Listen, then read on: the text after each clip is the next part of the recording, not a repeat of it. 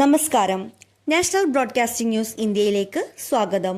തൃശൂരിൽ BJP. Police commissioner ഓഫീസിലേക്ക് നടത്തിയ മാർച്ചിൽ ശോഭ സുരേന്ദ്രൻ നടത്തിയ പ്രസംഗത്തിലെ പരാമർശങ്ങളെ മുൻനിർത്തി സംസ്ഥാന ആഭ്യന്തര വകുപ്പ് അന്വേഷണം ആരംഭിച്ചു.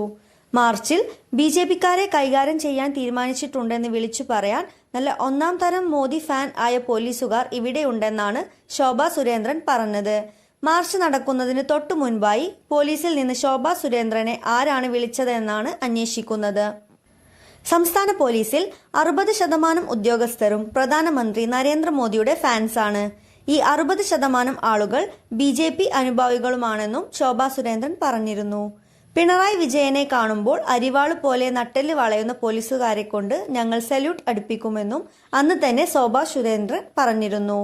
അതേസമയം ബി.ജെ.പി. CPIM ജില്ലാ കമ്മിറ്റി ഓഫീസിലേക്ക് നടത്തിയ മാർച്ചിനിടെ പോലീസുകാരുമായി ഉന്തും തള്ളുമുണ്ടായിരുന്നു. ഇതിനിടെ ബി.ജെ.പി. സിറ്റി ജില്ലാ പ്രസിഡന്റ് ജസ്റ്റിൻ ജേക്കബിന്റെ തലയ്ക്ക് പരിക്കേറ്റിരുന്നു. പോലീസിലെ ആരോ ബോധപൂർവം ജസ്റ്റിനെ ആക്രമിക്കുകയാണെന്ന ആരോപണം ബി.ജെ.പി. ഉയർത്തിയിരുന്നു. ഇത് ആരെന്ന് ബി.ജെ.പിയും അന്വേഷിക്കുന്നുണ്ട്. തൃശൂർ സിറ്റി പോലീസ് കമ്മീഷണർക്ക് ജസ്റ്റിൻ പരാതി നൽകിയിട്ടുണ്ട്. മർദ്ദിച്ച പോലീസുകാരന് രാഷ്ട്രീയ വിരോധമുണ്ടെന്നും തന്നെ കൊലപ്പെടുത്തുകയായിരുന്നു പോലീസുകാരന്റെ ഉദ്ദേശമെന്നും പരാതിയിൽ ആരോപിക്കുന്നു. കൂടുതൽ അപ്ഡേറ്റ്സിനായി കാത്തിരിക്കുക. National broadcasting news India. നന്ദി.